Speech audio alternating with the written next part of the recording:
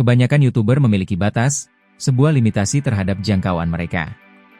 Bahkan kreator terbesar, dengan jutaan subscriber, teater yang terjual habis, momen viral, semuanya ada dalam ruang yang sudah ditentukan, sebuah ranah kemungkinan. Tapi kemudian ada Speed. Ini bukan sekadar ketenaran influencer. Ini sesuatu yang lain. Ini seperti Michael Jackson di tahun 80-an, The Beatles di tahun 60-an. Jenis histeria yang tidak hanya menjadi tren online, tetapi juga menutup seluruh kota. Seorang bintang YouTube dengan 40 juta subscriber telah menyebabkan kekacauan total di Gold Coast. Polisi harus menghentikan lalu lintas dan menutup jalan, dan sekolah yang ia kunjungi dipenuhi orang-orang yang ingin melihat Speed. Sekarang, bagaimana jika saya katakan bahwa semua ini, literally benar-benar dimulai hanya dengan $1,79 dan seorang anak yang random bernama Bradley.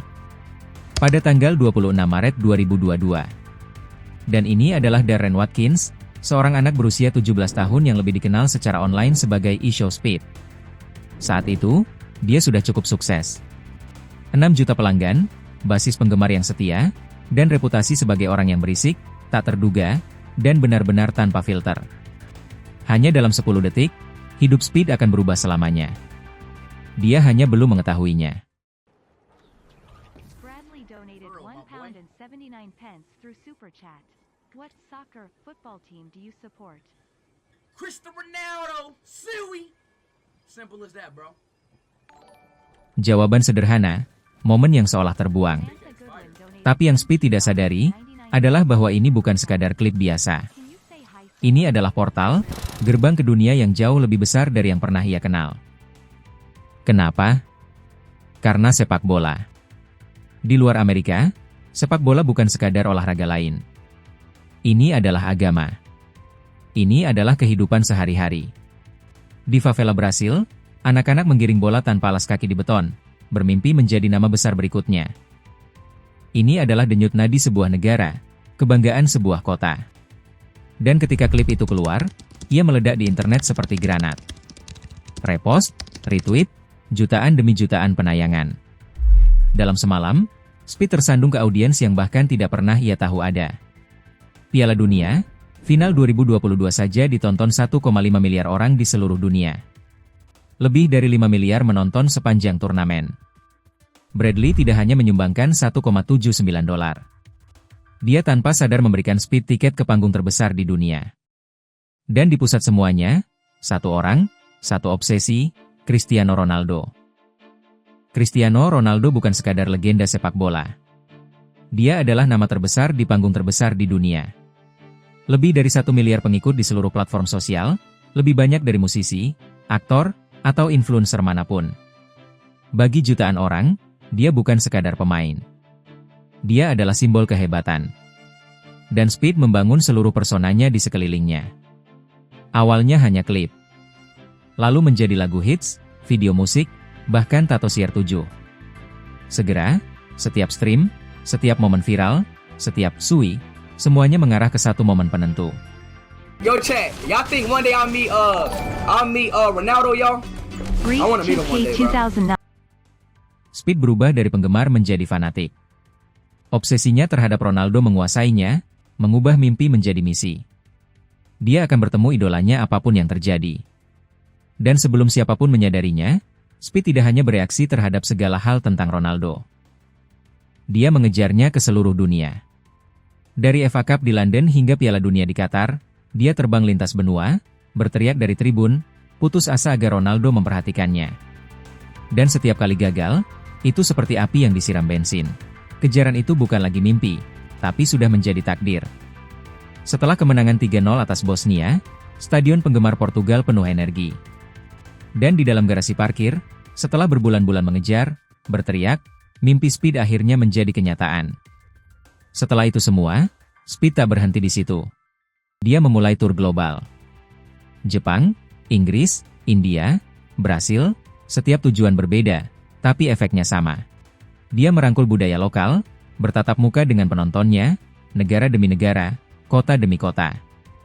Dia bukan sekadar lewat. Dia meninggalkan gelombang penggemar fanatik di mana-mana. Awalnya, itu tampak seperti sirkus keliling. Kemanapun Speed pergi, orang-orang berkumpul, tertarik oleh ketidakpastian dari live stream Speed. Mereka hanya ingin menonton kekacauan terjadi secara langsung, menyaksikan apapun yang tak terduga yang akan dia lakukan selanjutnya. Basis penggemarnya tidak hanya tumbuh, tapi meledak. Dan setiap hari, ia muncul di negara baru. Dan dengan setiap pemberhentian, kerumunan semakin membesar. Energinya luar biasa. Tapi ada garis tipis antara penggemar dan kegilaan. Dan di Norwegia, Speed harus belajar pelajaran ini dengan cara yang sulit. Di Norwegia, kerumunan tumbuh begitu cepat sehingga hanya butuh 9 menit 6 detik untuk menelan Speed dan timnya, menjebak mereka di dalam toko souvenir. Dan tanpa jalan keluar, tidak ada keamanan yang cukup kuat untuk menghentikan kerumunan, satu-satunya jalan keluar adalah menerobosnya. Tapi Norwegia bukan anomali. Itu hanya versi ekstrim dari sesuatu yang telah terjadi di seluruh Eropa. Dimanapun Speed pergi, penggemar tidak hanya ingin melihatnya, mereka ingin mendapatkan sesuatu darinya. Apa yang tidak mereka ceritakan tentang menjadi anak 18 tahun yang melesat jadi artis internet adalah tidak ada buku panduan, tidak ada arahan, tidak ada cetak biru. Kamu dipaksa belajar melalui trial and error dengan kesalahanmu disaksikan jutaan orang. Jika dia ingin terus melakukan tur dunia, dia butuh lebih dari sekadar hype. Dia butuh infrastruktur. Banyak hal di belakang layar yang tidak dilihat orang. Kamu harus membawa detail keamanan. Mobil keamanan. Rencana apa yang akan kita lakukan? Pintu keluar mana yang akan kita ambil karena akan ada sekitar 5.000 orang mengikuti kita. Jadi, banyak hal yang masuk ke dalam live stream ini yang tidak dilihat orang. Orang hanya melihat klip 15 detik Speed. Tapi banyak yang terjadi di balik itu. Speed tidak merencanakan apa-apa karena harus improvisasi.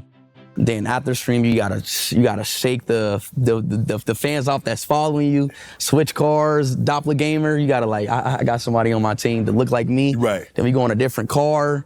It's a lot. It's a lot. Langkah Speed berikutnya sudah diperhitungkan. Tur ke Asia Tenggara.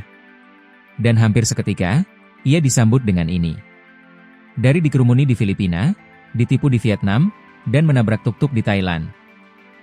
Dia bertemu Manny Pacquiao, menantang petarung lokal, mencoba makanan eksotis, dan bahkan menembus 30 juta pelanggan di jalanan Kamboja.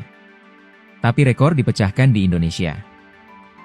Selama siaran langsung dari Jakarta, Speed mencapai sesuatu yang belum pernah dilakukan streamer berbahasa Inggris sebelumnya. Ia melampaui 1 juta penonton langsung secara bersamaan. 1 juta orang menonton secara langsung. Itu luar biasa. Ini adalah bukti puncak dari karirnya. Memecahkan rekor dan menegaskan Speed sebagai streamer live paling banyak ditonton di dunia. Momentum Speed terus tumbuh, membawanya dari Australia ke Selandia Baru dan ke seluruh Amerika Selatan. Tapi perjalanannya bukan sekadar daftar pemberhentian tur global. Ini adalah pusaran momen-momen tak terduga. Suatu hari dia maraton subathon Fortnite dengan KAI Senat. Hari berikutnya dia terjun langsung ke WW Royal Rumble. Dan di suatu titik, dia bahkan bertemu Bradley, anak yang donasinya $1,79 membuat semua ini terjadi. Pada akhir 2024, Speed telah melakukan apa yang hanya bisa dilakukan sedikit orang. Ia menobatkan dirinya sebagai nama terbesar di dunia streaming, membawa pulang penghargaan paling bergengsi di industri ini. Dan penghargaan Streamer of the Year jatuh kepada eShow Speed. Streamer of the Year. I want to thank a lot of people. I want to thank my management team. I want to thank my team, my cameraman, my mom, my dad, the countries that allow me to, stream in them places. I want to thank everybody. What do you want to be remembered for? Oh, the greatest streamer to ever live. The greatest content creator to ever live. Say that.